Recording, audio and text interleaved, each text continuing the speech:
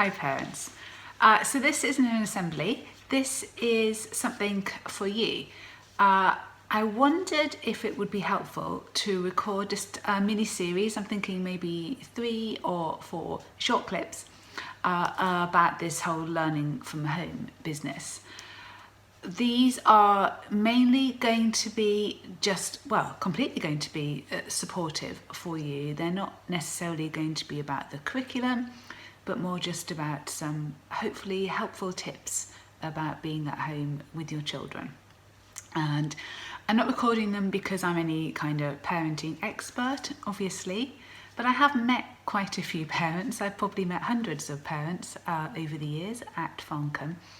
And I've read quite a few parenting books, and what I'm going to do over the next 3 or 4 clips is to quote from one of them at a time and then talk a little bit about the principle there. Obviously this is completely optional, so there's no obligation for you to watch these clips at all. If you find that, I don't know, they're annoying or patronising, then just don't tell me. You don't need to watch it, okay? But hopefully this will be helpful. So the first thing I wanted to do today was really just give you some sympathy. This is just a terrible situation for everybody. I really hope that you're not dealing with any personal loss at the moment. I hope that your concerns are more around frustrations and lower level disappointments of cancelled events and things like that. But for even the more privileged and lucky families among us, it's still a horrible and unprecedented situation. Something that's only really come about because we're in this international crisis. And the whole idea of trying to work from home whilst looking after young children, it's just virtually impossible. So if you're not managing to do it, that's because it's practically impossible. It really is.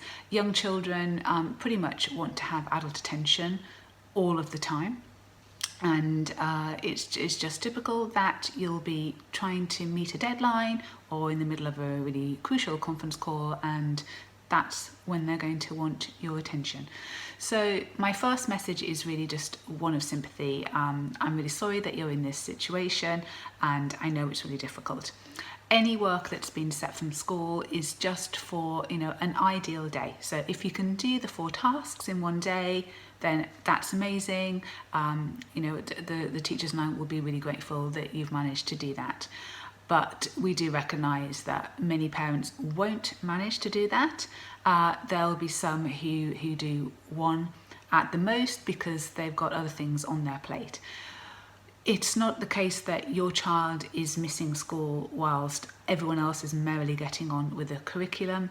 Nobody is. Even those who are on site are not with their teacher more than 2 half days a week. They're in mixed groups.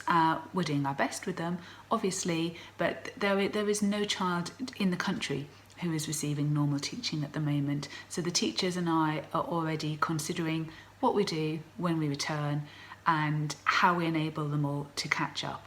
So anything you can do is gratefully received, but really there are more important things at stake here. When I work with social workers and those from Surrey Children's Services, I notice that they use a phrase, good enough parenting, and that's what they look for. At the end of this, there isn't going to be any awards for parents who've done a fantastic job. There won't be a ceremony on TV with trophies and things. There won't be stickers or rosettes to give out. No one else is really going to know.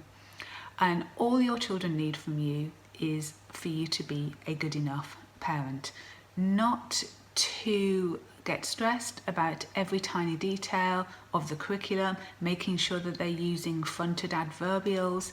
It's really not necessary. They need you to be warm and loving and engaged with them. That's all. So if you can manage to do that, then you're doing the best thing for your child. The relationship that you have with them and with the rest of your family members is what's important here. So if that means that you do a couple of hours of work with them and then the rest of the day you've got other priorities, that's absolutely fine. At school, children behave very differently to how they behave at home. They generally conform, and I'd say that's true probably of 98 or 99% of children, 99% of the time.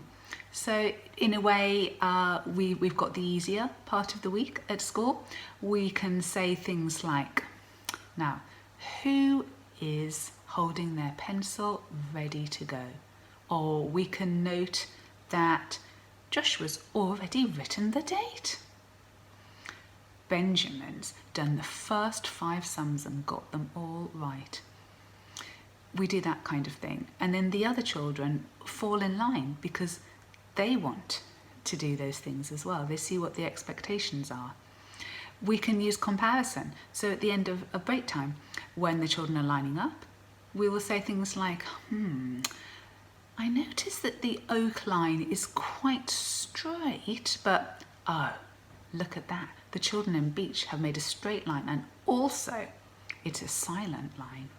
And then we'll allow that class to go in first. So that conforming and that competition really helps us. I mentioned about parenting books. There's one I'm going to quote from today, just really in terms of this whole message of sympathy. It's an American book. It's written by somebody called Bryan Caplan, and the title is Selfish Reasons to Have More Children.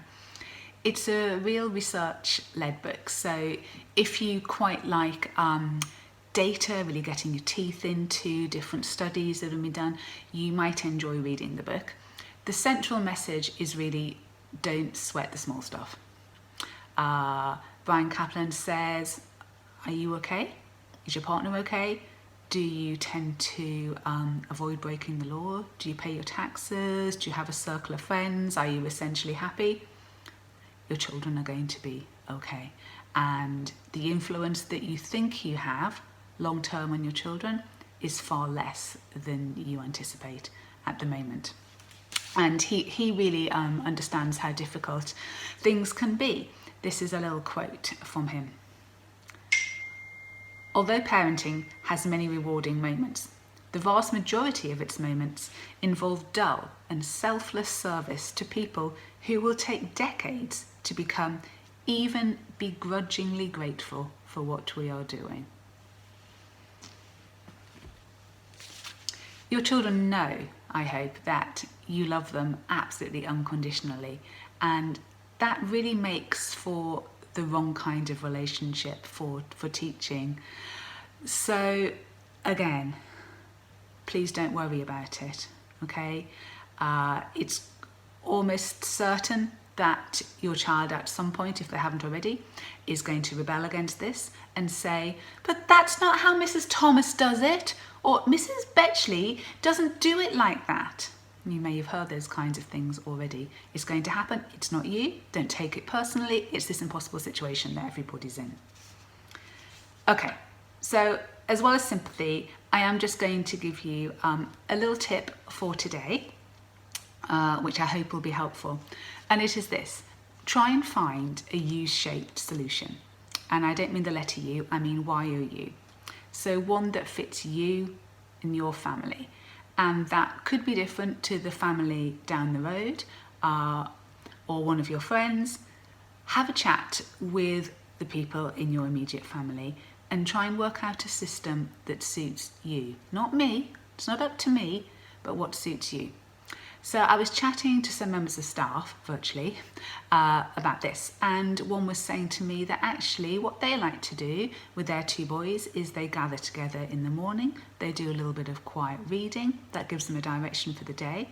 Then they go off into 2 separate rooms and the parents go between them. So one of them will be with one of the boys, the other might be doing a little bit of working while the other boy works independently, and then they'll swap around a little bit. They do that for half an hour tops, and then everyone stops and they go out in the garden and play football together and let off steam. So that works for them. Another family was telling me that actually they've got quite strong-minded, I'm sure she wouldn't mind me saying that if she recognises herself, quite a strong-minded daughter, and she needs to be in control of the day. So the schoolwork is shown to her and she decides the order of it. Then she feels that she's in control of her own destiny, and that works best for them. Another family told me, they've got 3 children, they've said that it works for them to plan out their day the evening in advance so they can work out when someone's working independently, when someone's working one-to-one with their parents, and when the parents are having a little bit of downtime. Although with 3 children I can't imagine there's much of that, but they like to have a very organised approach. It suits them. Whereas another family were telling me that what works for them is actually a very relaxing start to the day. So everyone gets up and just taking it easy. There's quite a lot of screen time that goes on. That's absolutely fine. We're in an international crisis. It's not going to turn your child's brain to mush if they're doing lots of screen time. It's just for a few weeks. It's okay. So they like to do that first in the morning, have that relaxation, and then they'll get on with their chores and some of their learning later on. So yeah, that's really some advice from me for today, is don't worry about what anyone else is doing, but perhaps in your family get a little bit of clarity, think about what's important to you, and try and make those kind of agreements and arrangements. I'll probably try and upload little clips like this every Sunday, looking ahead to the next week. So today I was just really sympathising with you, sorry about the situation we're in, and really advising that you find a solution that is individual to your family. As you know, individuality is really important to us at Farncombe School. Next week I'll be talking to you about behaviour management at home and some descriptive praise, and that will be coming from, now I always get the order wrong, I think Calmer, Happier, Easier, no, Happier, Easier, Calmer, I'm not sure, you'll look it up for yourself, Parenting by Noel Janice Porter. So I'll be talking about that next week. Have a lovely week, enjoy the sunshine, enjoy your children, give them lots and lots of hugs. Remember that one day they'll be growing up, they may not even remember very much of this. So just do what you can to get through it and know that it will end. Thank you. Bye-bye.